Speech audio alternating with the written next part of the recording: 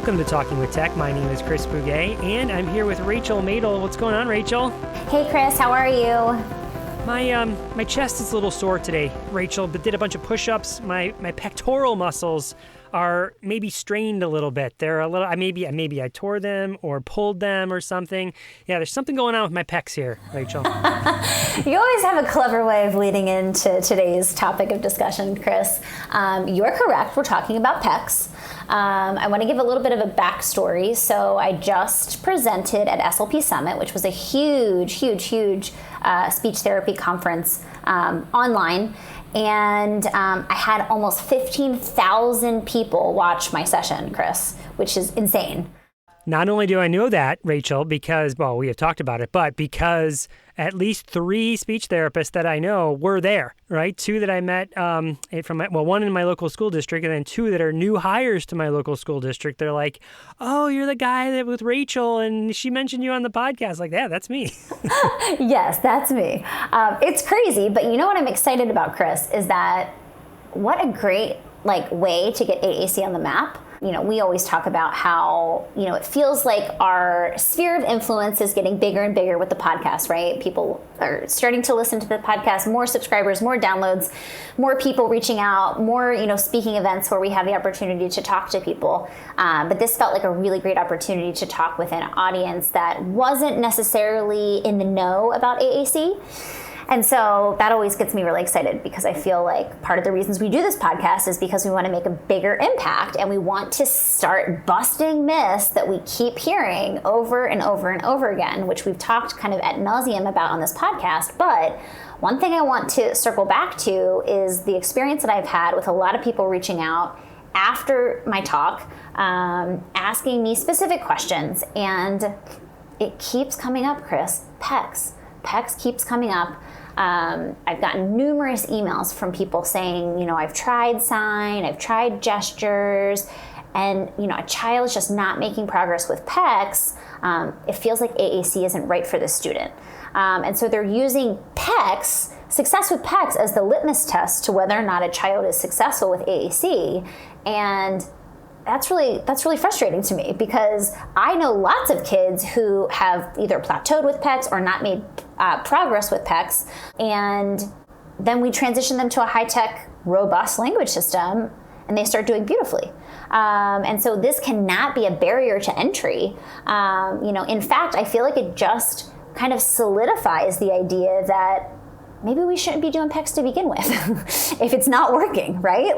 But that shouldn't be the reason that we start thinking or saying out loud that a child isn't a good candidate for AAC because they're not able to make progress using Pecs. So I can imagine if people go to this SLP Summit, you don't even mention Pecs in your presentations, I would imagine, right? I mean, we've done presentations together. It doesn't even come up. So because it's such a larger sphere of people, people are coming to you with questions after the fact. Hey, I happen to notice, you didn't mention Pecs, or I've been working with Pecs. What's your opinion here, right? Is that the sort of questions you're getting from people? Some of that. But more so, it's just I think people's takeaway from my talk is that I'm talking all about AAC and we're including Pecs in that, which technically Pecs is considered AAC. So I don't want to confuse anybody here. But when I'm talking about AAC, I'm not really thinking about Pecs. I'm not really when I'm promoting AAC and saying all kids, need access to AAC, I'm talking about robust language systems. That is not what I would consider Pecs to be. So I think that might be some of the confusion is that, I'm talking generally about AAC and people generally are thinking Pecs.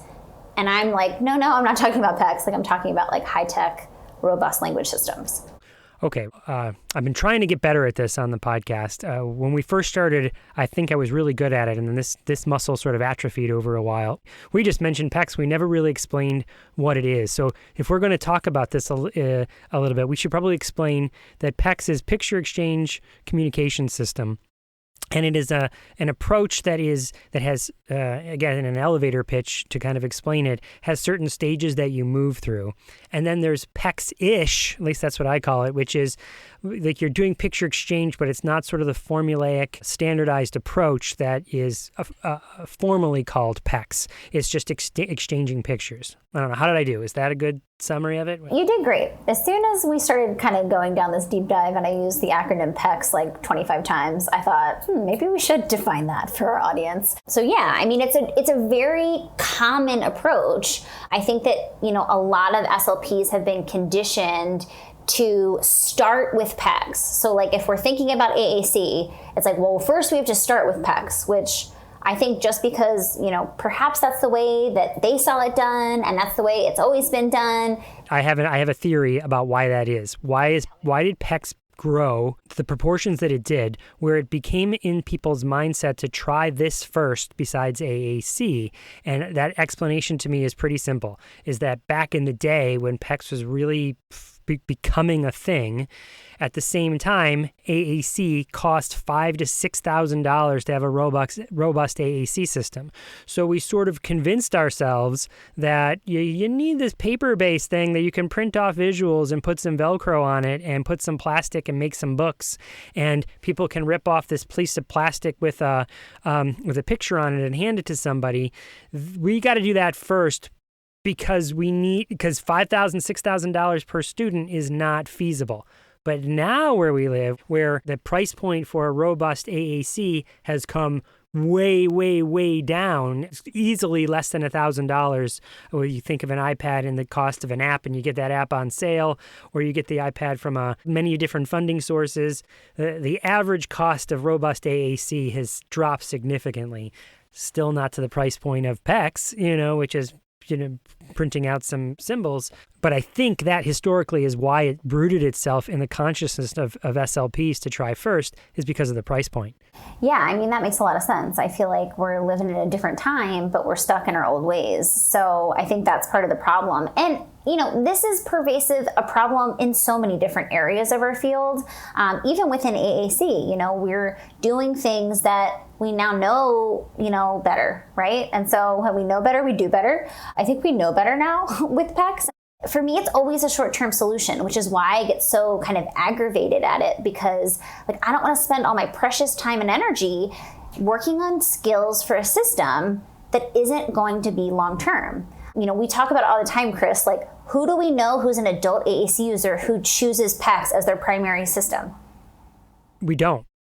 In fact, if you go back in the archives here, we've specifically asked if anyone's listening and knows any adult Pecs user, or anyone who's a former user and says, thank you, that's the thing I needed.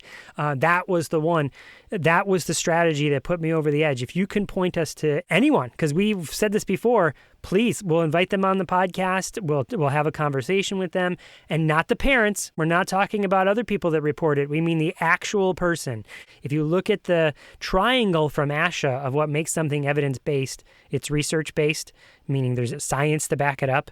There is professionals that say it's a good strategy, but then that third component has to be there, where you have to have some sort of client that says, this is what works for me. And we can't find them. Exactly. And kind of to the same point, it's like, I'm always thinking about, with complex communication needs, right? I'm always thinking about how our time is so precious. It's not learning language is hard for complex communicators. It takes time and effort and repetition. And, when you put an AAC system, all of a sudden it's like, I still need to learn the motor plans, right? There's so many different layers of effort involved. And so we need to be even more strategic with what we're doing. Some of my kids, it takes a long time for them to learn a single word and how to use it, in meaningful ways, how to learn where it is on their system. And so, my biggest issue with Pecs is that, one, the vocabulary is always presented in a different way. So we know the importance of motor planning, and it does not support motor planning. Every time I want something, it's like, well, let me put a few different options on the front of this, binder. And it really requires a child to look and understand how to visually discriminate in order to select whatever it is that they want. Versus some type of, even communication board is better than, picture exchange, in the sense that at least I know that eat is always at the bottom left-hand corner, and I can at least learn the motor plan for where that word is so that I can access it without having to actually, use visual discrimination and visual scanning, which takes more effort and energy. And so that's the biggest thing for me is that, we're spending all this time having kids, get fatigued, And then like they're less likely to want to communicate because communication's hard. And so that's, a huge thing. And then the other thing, which we kind of talked about before we hit record, Chris, is if we're thinking about, okay, we need to teach a child a communication system. So for Pecs, it's literally, I look at a picture that I want, I take that picture off of this binder, and then I hand that picture to someone. So that's like the process that a child needs to understand how to take a picture of something that they'd like to say and then give that to a communication partner. If we know that's not the long-term system, like, why are we spending so much energy trying to teach, okay, now take the picture off, then give it to, the communication partner. Not to mention, we always talk about not doing hand over hand, and that's not respectful of our learners. I don't think it's necessary in order to get kids communicating, but that's literally built in to the protocol of picture exchange or Pecs. It's literally part of the process is grab that little hand and force it to someone else in order to teach that skill. And I just don't think it's necessary or right, in a lot of ways to do that. And it just feels like a waste of time. Mm-hmm. Well, it's certainly, there's two big issues that I have with it. One is it's certainly more difficult to model using Pecs, meaning if we know that students learn from experiencing other people doing things, right? I mean, how do kids learn to walk down the hallway in a line? Is that everyone's walking down in the hallway in a line, right? So same thing. Well, if other kids are using Pecs in my environment, maybe I could learn the idea that I rip something off and hand it by watching that, but are you learning to discriminate the pictures that way? You're certainly not, right? And oftentimes I find that's where we get stuck when people have done Pecs in the past is they'll rip something off, but they don't really look at what they're ripping off. They have learned at least that skill of I take some sort of piece of plastic or laminate picture and I hand it because I know I get something, and then we get stuck at that level. But the bigger issue that I have with it is that it violates this concept of the least dangerous assumption. So if the least dangerous assumption essentially asserts that this principle asserts that if you don't have enough information about an intervention to put in place, choose the thing that is least dangerous to the client, right? To the student. So if you were to put Pecs and a robust AAC system next to each other and say, well, which one am I going to provide first, right? Well, and you use that concept of the least dangerous assumption as sort of your barometer about which one to choose. Well, I could take Pecs and I could give it to students, and some students, maybe they would make some sort of progress with it and eventually they become verbal and they totally forget. That's why we can't get anybody, Chris and Rachel. That's why you can't, because they're verbal now. They use Pecs and they're verbal. Oh, well, okay, but still, I don't think that's but here's the bigger question is, what if they're not? What if they don't become verbal? Because the same thing is true where you can give someone a robust AAC app and they will use it for a while and then at someday turn it back over and go, yep, thank you, don't need that anymore. Or we've had on the podcast, we've certainly learned on the podcast, I only need that for 2% of the time in my whole life as an adult now. So yes, I'm going to keep it, but I'm not going to use it all that frequently, but I might still use it. But there's been plenty of students that I know or teams that I know that have made a decision for the student that the student is so verbal now and using so much language that AAC isn't a thing that they focus on as a main intervention anymore. So what's the least dangerous assumption? You have to assume that a student is going to need that AAC for their life, because if you're wrong and they end up speaking, great. If you're wrong and you gave them Pecs, just to your point, you've wasted so much time where they could be learning motor plans. They could have been learning to use that robust AAC system. So just start with it. Start with the robust AAC. You don't need Pecs. Yes. I mean, drop the mic, Chris Bouguet. Drop your mic. Just kidding. Don't drop it. It's important. We need that for this podcast. But I completely agree. I love the idea of this least dangerous assumption because I think it's totally works in this situation. Now, I'm thinking there's probably a lot of listeners out here thinking, oh no, I have so many kids that I'm working with who are using picture exchange or Pecs. And, we're not saying to, go in and say nobody gets Pecs anymore, only high tech for everyone. We realize that this, it's in our practice. It's in mine. And I don't, ever recommend Pecs. But I still have, students who come to me who, that's their communication system. So I think that the takeaway message here is that if you are working with a student who's using Pecs, start thinking about ways that you can start transitioning or trialing some type of more robust language system. The other thing, to think about is, how can you work within teams to change perspectives? Because I think a lot of times what happens, Chris, is, SLPs will come to me and say, like, I know the importance of robust language systems. I want to get, my kids on high-tech AAC, but there's barriers to that, right? Like, one barrier is cost sometimes within certain districts. It's like, I don't have any budget for that, or the family, can't pay out of pocket for that, and I don't know what to do. I think one of the biggest barriers, though, is changing people's mind about this idea as Pecs needing to be this prerequisite in order to then, graduate to a robust language system. And so I think over time, you can just start having conversations about the need for robust language, which we've talked about when we've presented together, Chris. I think one of the most powerful ones is the life-saving core, that video that we share. Was it Gail Van Tatenhove's video? Yeah, totally Gail Van Tatenhove. I thought so. So anyway, it's like a video like that shows the importance of not only core, but also like I've never seen a Pecs book that has, enough language to communicate when something is wrong. And so I think that that's something that's really starts opening people's eyes to this need for, more words and robust language systems.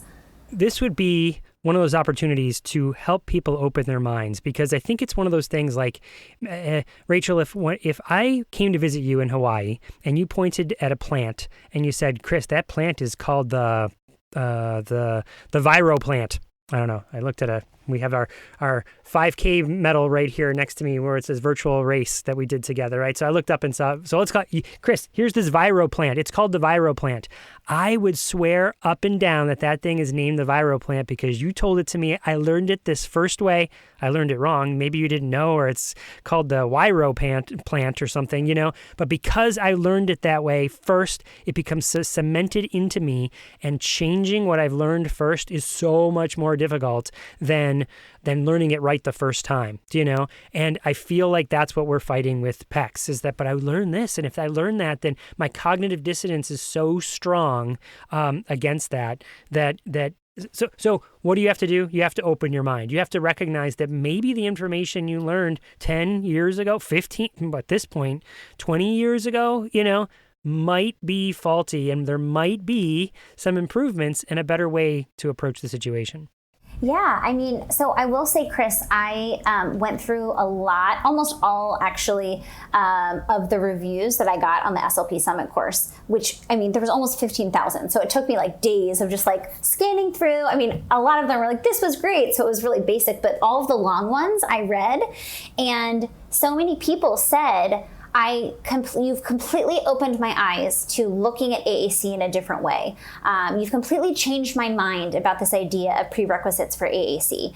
And so it's like, I really respect those SLPs who had the courage and bravery to say, yikes, I don't know that I've been doing this right all along. And I'm open to changing the way I think and changing the way I practice because of it. We always talk about this, Chris, but like we're like kind of in the circles of all of the, presenters who are teaching about AAC, right? Like we are friends and have had on the podcast all of these presenters. And, when we oftentimes will go to, our colleagues' presentations and listen. And no one's ever talking about Pecs. No one. Not a single one. Like I haven't been in a presentation in years and years ever hearing somebody talk about how to do Pecs or why Pecs is, a great system. It's literally always the opposite. And so I just feel like take that for what it is. But if that was, a viable option, don't you think that a lot of people would be talking about it? Yeah, I think so. And clearly you'd have people now that it's been around so long that are adults that again can say thank you and say that was the tool, that was the strategy, that was the thing that worked for me. And again, can't find them. So there's two legs of that triangle at least that are that should put question marks in your head about Pecs in general. All right, Chris, what's our interview today? Oh, it's Closing the Gap, part 2, correct? It is, yeah, Closing the Gap Part 2. So back in 2020, we did a Talking with Tech live for Closing the Gap, and last week was Part 1. This week is Part 2.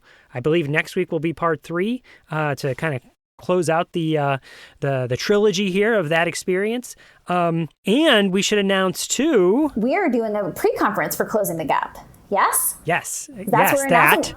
I have two things to announce. Are we also talking? Okay, because that's not what I was thinking. So, okay, I also am thinking we're doing a Talking with Tech live for our Patreon. That's what I was thinking. Yes.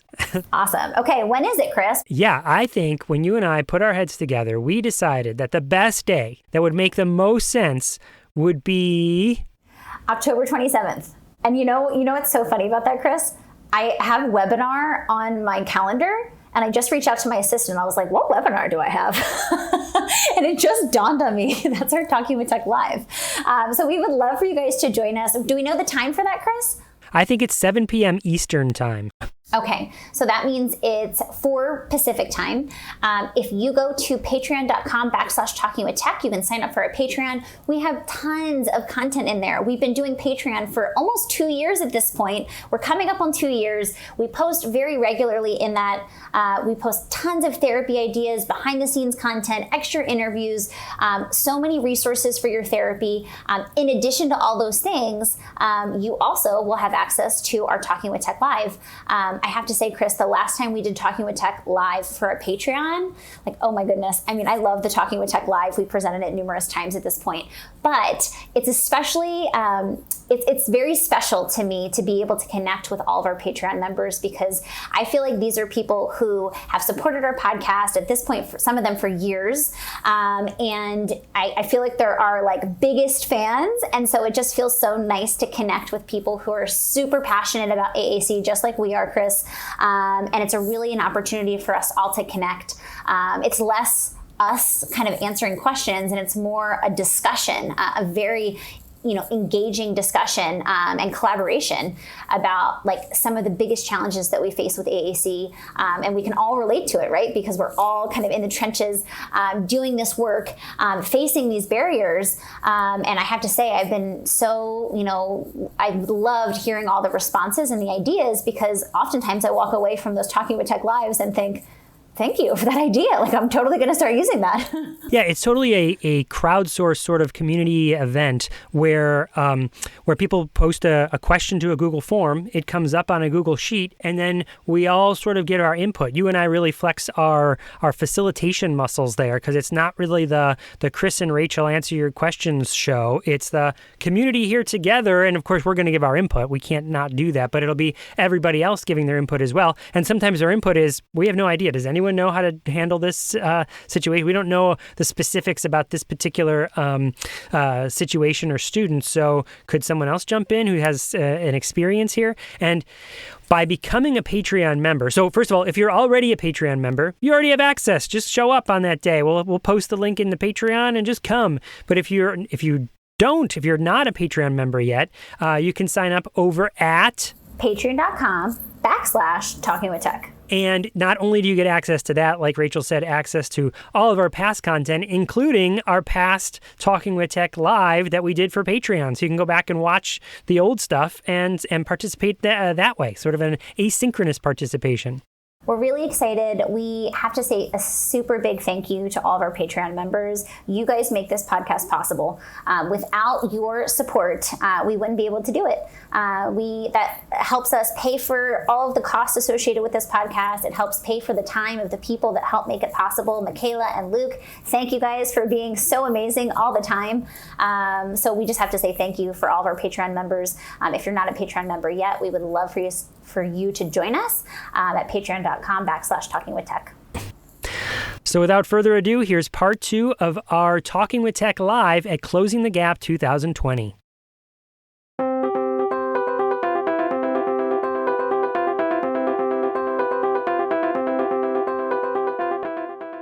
Great news, everybody. We're going to be presenting a pre-conference workshop for Closing the Gap called Designing and Delivering Empowering Experiences to Teach Language Using AAC.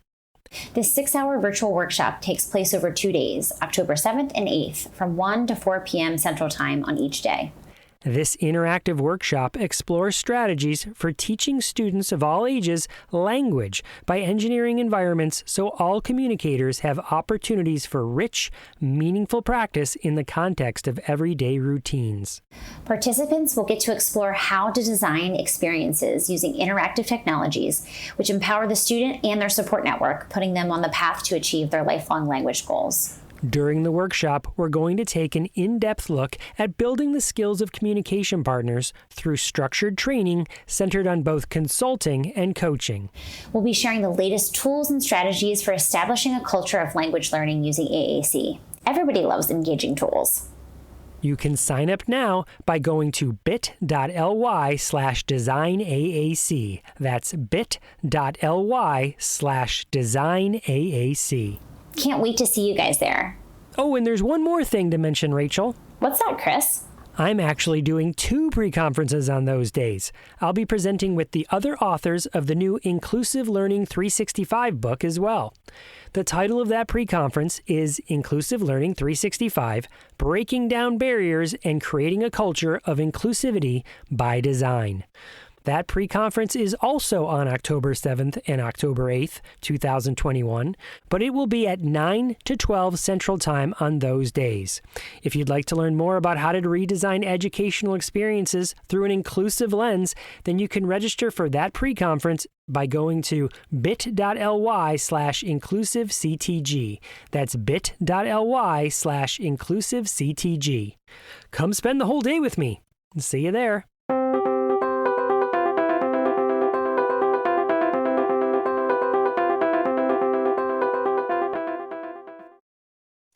So this is a pop quiz for everybody. How do we get to SNUG?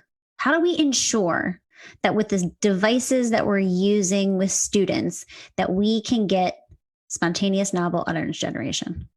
Put in the chat if you have an idea. How do we ensure this? Katie says lots of modeling. David says lots of modeling all the time. Anybody else have any ideas?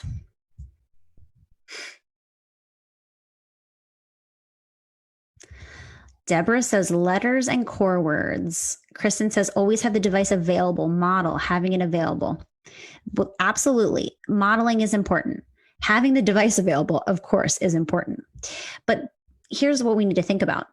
There's only so many words that we can program in a device. There's only so many words that we can anticipate that someone's going to need to say. And so really the key to SNUG is literacy. It's teaching students the ability to read and then to write, and having systems that are robust enough to include a keyboard, because we can't anticipate the crazy purple polka dotted squirrel. You know, what if a student wants to say those words, but they don't have them on their device? The only way to truly ensure that everyone's going to be able to say whatever they want to say is to really support literacy and have, of course, a robust system that has a keyboard. So I feel like we have a bunch of ringers here, Rachel, that know about this kind of stuff. We should. I agree. Go through this Put in quickly. the chat if you already know what core words are and why they're so important. Right? Do you feel like we can move past this, everybody, or do you want us to spend a little bit of time explaining this concept? I mean, if people are talking about modeling and they know that and having a robust vocabulary, 2 people put those words in. It's true. Everyone's an AAC all-star here. Let's see. Is anyone? I just lost my chat. Okay. Core words are the basis, 80% of our vocabulary, David writes. Yep. Awesome. All right. You're right.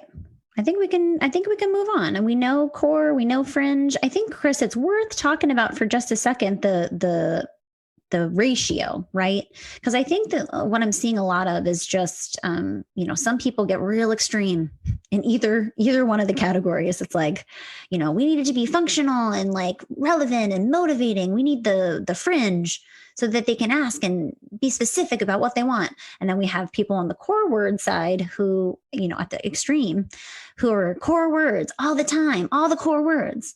But it really is a balance. And Chris and I like to think about the balance the same way that, we think about the ratio of the way that we speak you and I, 80-20. So it's not all core words and it's not all fringe. Trying to strike the balance of that ratio is really important. Chris and I also talk about personal fringe, or key vocabulary, which is basically having those really highly motivating, frequent fringe, that is really personally relevant to a specific student. So not sure if everyone's heard of a personal core, but we like to talk about that when we present. I'm going to give a quick example, Rachel. So, because I do think this is something that doesn't get talked about a lot in other webinars and by other people that work in AAC, that concept of key vocabulary. So here's a quick example. Let me ask everybody, the word hurricane, if I was an AAC, if I used AAC all the time, I think I'd want the word hurricane, which I think we would admit is a kind of a fringe word. I might want the word hurricane on my device in a place where I can access it quickly. And I might, if I was young, or if I had a child that used AAC, I might want hurricane to be something that we teach. Why might that be?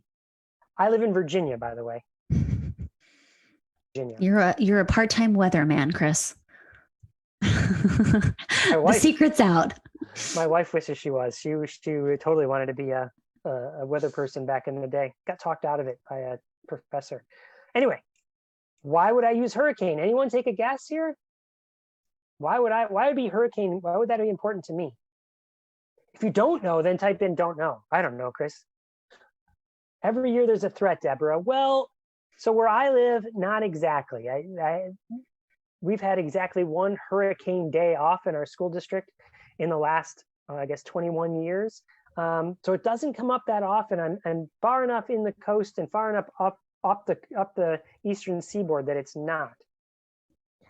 Interest in stores. These are really good guesses. Mm-hmm.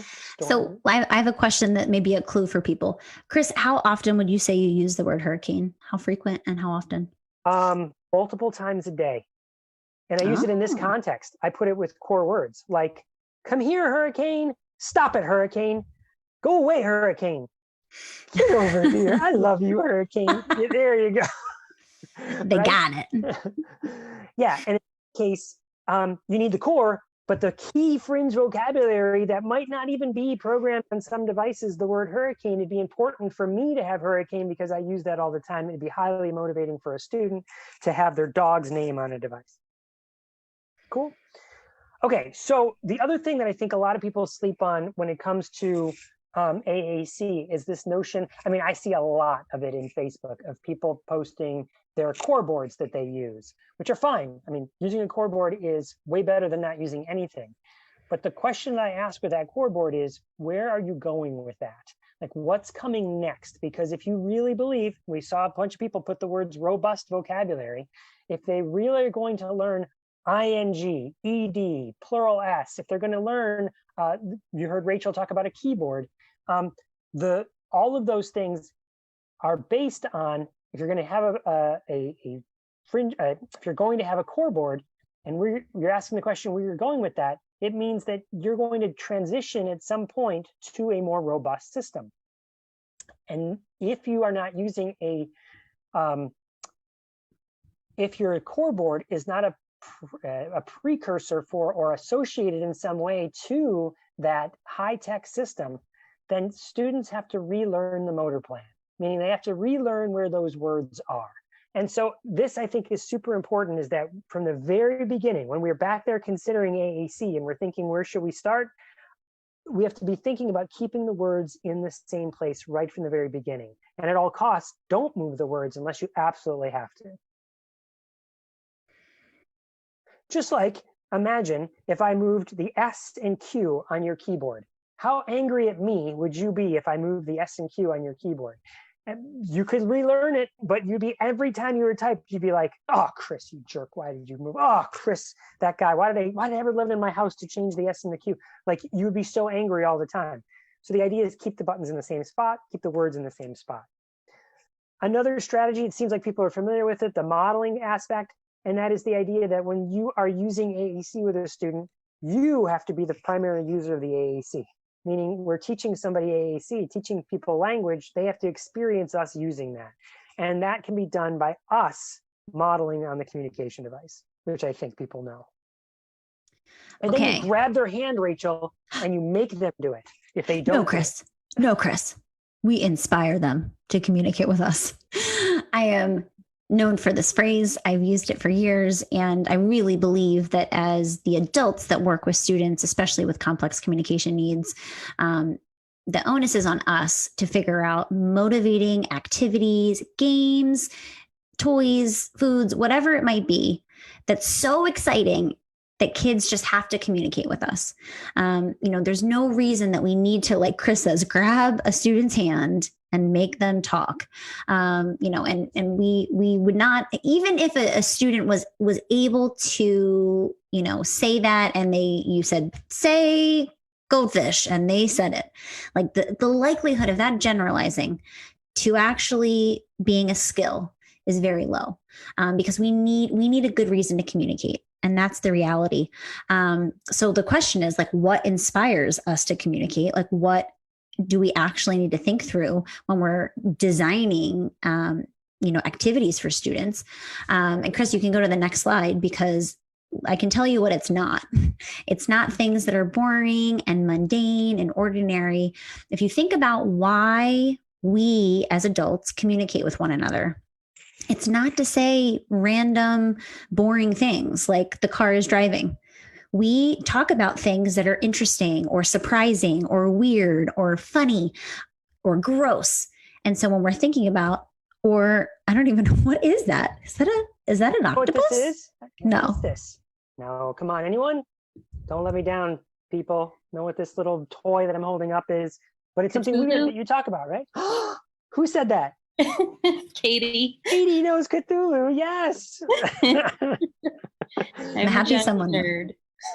Sorry, Rachel. We went off into Nerdville, Katie and I. I'm happy somebody knew what that was. So anyway, that was surprising and interesting. And we really can think through this lens when we're designing experiences for students. I love using GIFs in this way, just because they're oftentimes quite novel. A giraffe eating popcorn. When has a child ever seen a giraffe eating popcorn? Or a, elephant wearing pink shoes? And so it's really important to think through this lens. We as the adults can create situations that are highly engaging and motivating for kids, that get kids wanting to communicate with us.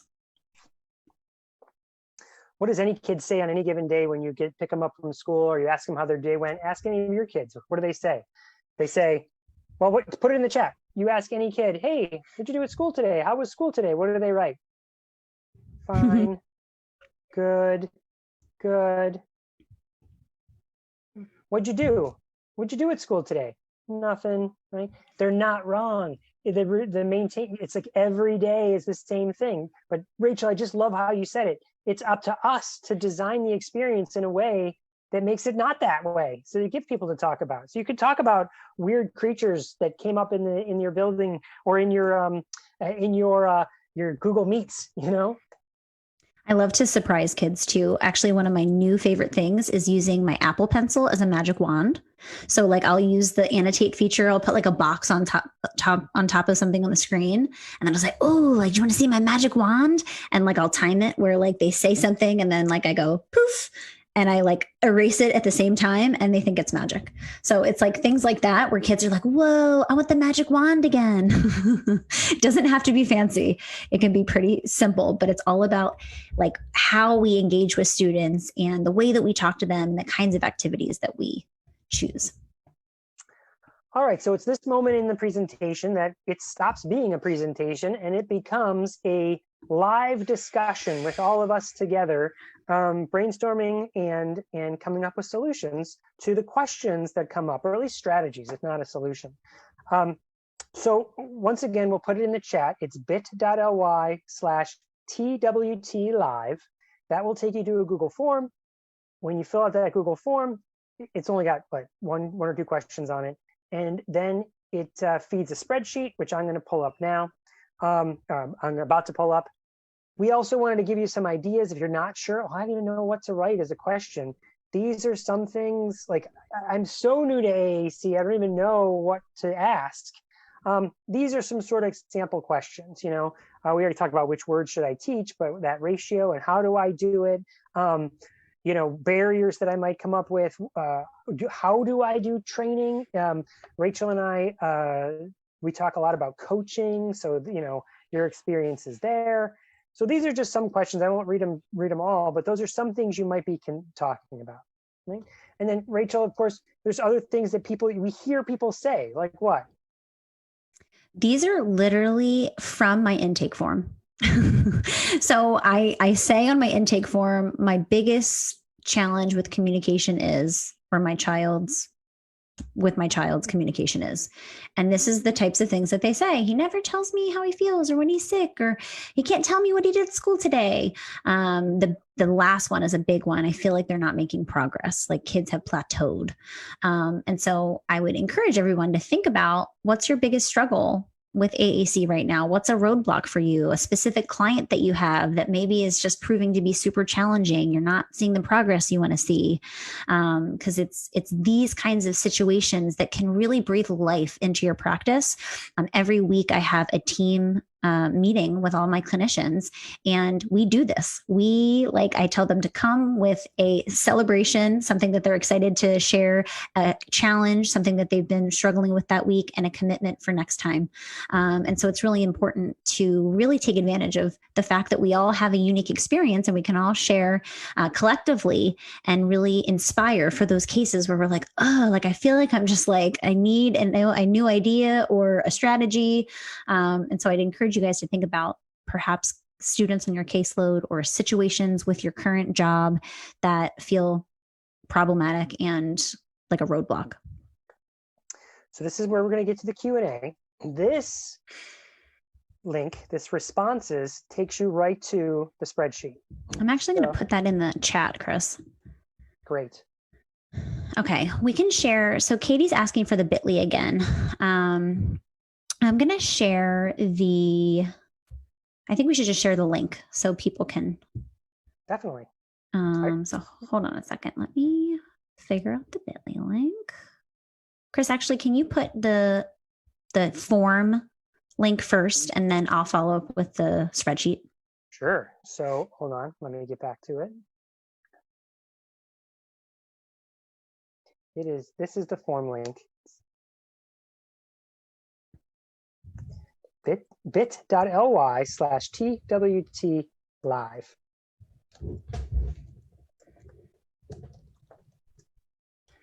I think there we go. Work.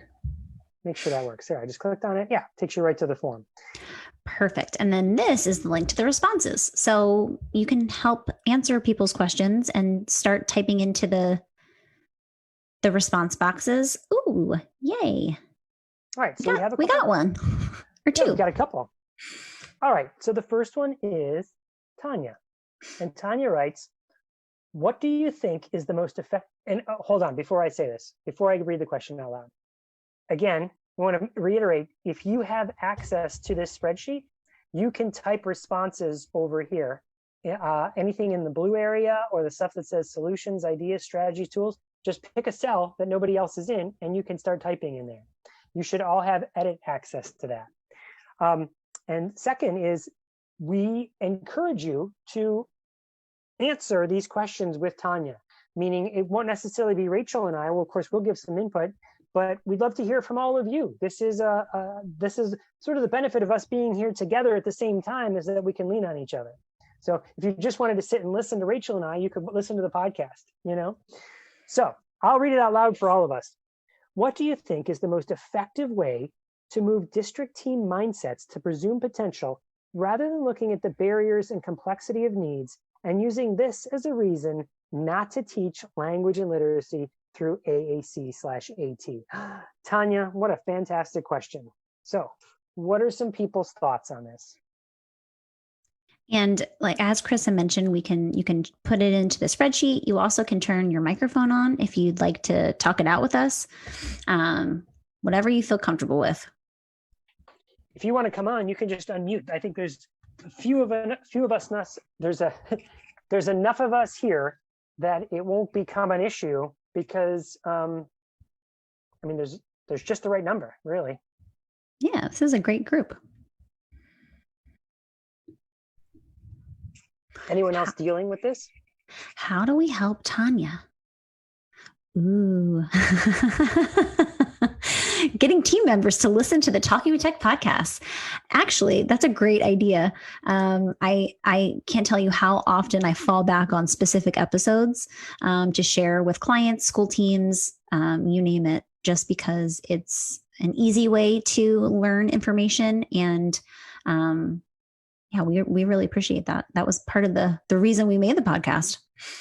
You know, there's actually two other tricks that go along with that podcast answer. One of them is the reason one of the tricks behind it is to constantly share it with somebody, meaning like, hey, I listened and here's this takeaway that I had, and doing that consistently. I call it the Shawshank approach. Anyone know why I might call it the Shaw? Does anyone seen the Shawshank Redemption? Right? I'm not completely off. Do you remember how in the Shawshank Redemption he got the library? How Andy Dufresne got the library? Does anyone remember that? Go ahead and put it in the chat. Do you know how Andy, or come on, if you know, you can just unmute and say, I know how he got it. Yeah, Gary says, yes, lots of letters. And not just lots of letters, Gary. How often did he write a letter? Every day, yeah. It's like, or at least once a week, right? Persistence. And so the idea here is we could introduce the Talking with Tech podcast or other resources to our colleagues, but the chances they're going to listen to the podcast because you mentioned it once is very little. Like, just think the last TV show that you adopted and you started watching, was it because, one friend mentioned it, or is it because you kept hearing about it over and all these people are talking about Game of Thrones, maybe I should check it out, like that's the idea. So you'd have to keep peppering with them, use the Shawshank approach, so that they eventually like, you know what, so-and-so keeps telling me about this. And yeah, okay, finally I'll check it out. That's one, I think, important strategy. Two is to do some sort of book study, or I guess it'd be called a podcast study around it, where yes, they might listen to it, but are they reflecting on it? Is it moving the needle for them? And the way to do that might be to invite them to a party. Hey, how about once a month we pick a podcast and we listen to it, and then we come and we talk about it and we hang out. I think those are two add-on strategies to that. Anyone else have any other ideas here to help Tanya? Tanya, I have some very specific ones, but I'm curious if other people have stuff. Oh, Gary has to head out. Thanks, Gary. I love how there's a lot of questions. So Tanya, the other specific strategies is I like to show the teachers the well, I'll say this. I see a lot of teachers that are super caring. They lead with their heart on the sleeve. They'll do anything for the kids, and there's a lot of good care happening. But sometimes where they fall short is the teaching or instructional aspect of it. It becomes like a quiz show when the kids show up. Is that I just asked them a bunch of WH questions, and so a way to break through that is I show them, ready for this, this is kind of pulling on the heartstrings, but I show them the abuse statistics about people who have disabilities are often abused at a higher rate than anyone else. And so, and I got permission from Gail Van Tatenhove. She shares a video about a former client of hers, a man who was able to advocate for himself because he had this speech therapist that taught him core vocabulary words that he could generate language so that when she came to visit him, he could share about how he was being neglected and being not being fed. And I show them that video and I show them those statistics and I say this phrase, care now does not ensure care always. And you might be setting up your kids for abuse later on if you do not teach them these skills now. And that, for me, I've seen the needle move for some teachers there.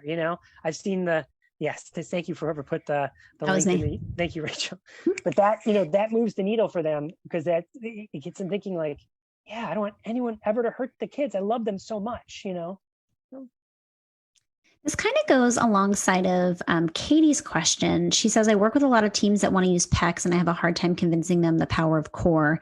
I hear, quote, they have to get to phase 4 of Pecs before we can introduce an AAC device, even though I preach no prerequisites. I think it's a very similar question. And I can't tell you, Katie, how many times I've had this exact conversation. I've seen it in reports. I've had team meetings discussing this. It's really unfortunate. Chris and I always kind of go back to this question. How many adult AAC users do you know who choose to use Pecs as their primary form of communication?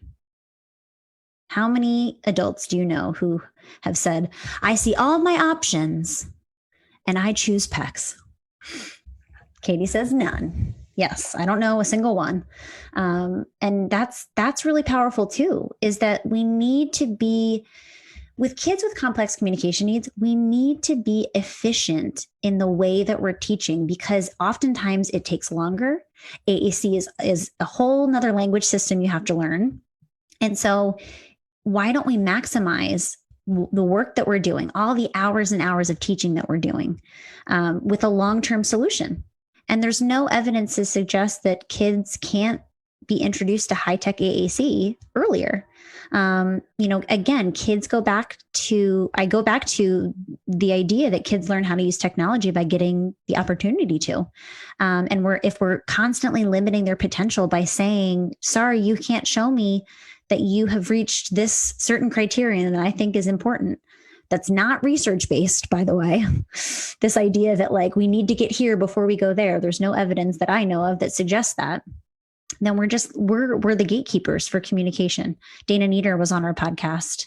Was Dana Nieder on our podcast? She was, right? It was a while ago at this point. She talks about that as like a parent and now SLP who many people told her that her daughter was not a good candidate for high-tech AAC. And they truly were the gatekeepers to her potential and to her communication. And so let's not be the gatekeepers to what a child is capable of. And just from my own personal experience, tons of my kids plateau on Pecs. Why? Because one, I think there's a huge element of the motor planning. If we think about the way Pecs is typically presented to a student, it's a book where the pictures move every single time. And so think about how challenging it is. It would be like somebody going into your phone and moving all of your buttons every single day. Every day you have to visually scan to find every single thing instead of being able to automatically go without thinking. And so I think that puts a lot of pressure and work on a student. And so they plateau and they don't get past a certain phase of Pecs because they're not motivated to, and it's hard. And so that's something often that I'll tell teams and talk about with teams is that, let's make it easier. If we can make communication easier for a student, they're more likely to do it. And my experience is that Pecs is not easy.